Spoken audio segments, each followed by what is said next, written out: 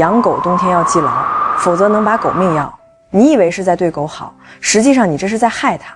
我从毕业之后一直从事宠物行业，自己养狗也有整整8年了。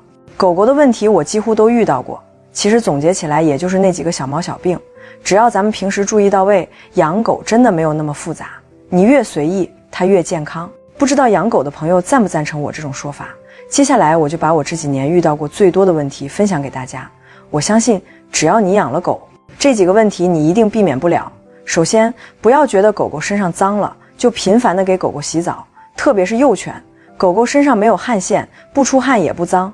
如果你经常给它洗澡，就会洗掉它皮肤上的油脂层，皮肤也会变得敏感脆弱，更容易有皮肤问题。第二个妙招，养狗用上2片姜，狗狗身体越来越健康。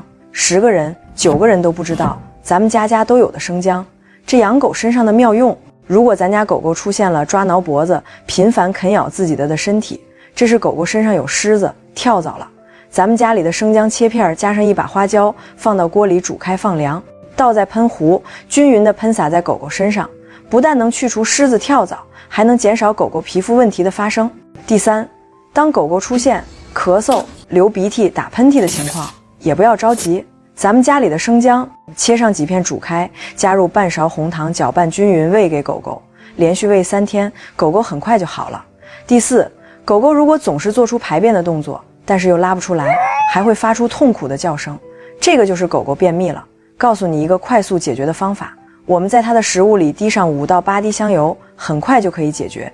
第5个妙招，当你发现狗狗开始频繁舔爪子，爪子出现了红肿，走路还一瘸一拐的，这说明狗狗有指尖炎了。解决办法也很简单，这个时候咱们先用生理盐水清洗干净，然后用红霉素软膏涂抹，1天2次。最后一个妙招，立秋以后寄生虫活跃，很多狗狗都会出现一个神奇的现象，就是狗狗频繁的抓耳挠腮，啃咬自己的身体，拖着屁股在地上开小火车，在地板上打滚乱蹭。这你不用怀疑，这就是狗狗体内体外感染了寄生虫，折磨得它很难受。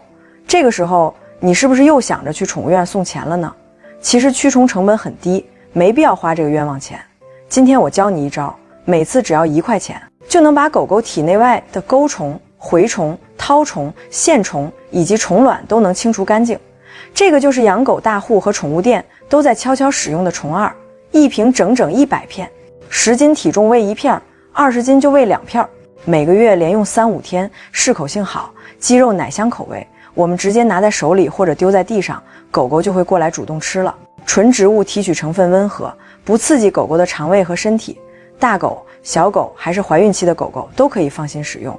这个虫2如果你附近不好买到，或者担心买到仿冒的，我把正品链接放我主页橱窗了，点头像进橱窗就能给狗狗备上几瓶了。定期做好体内驱虫，养狗才会无忧无虑。学会了快分享给身边养猫狗的家人和朋友们吧。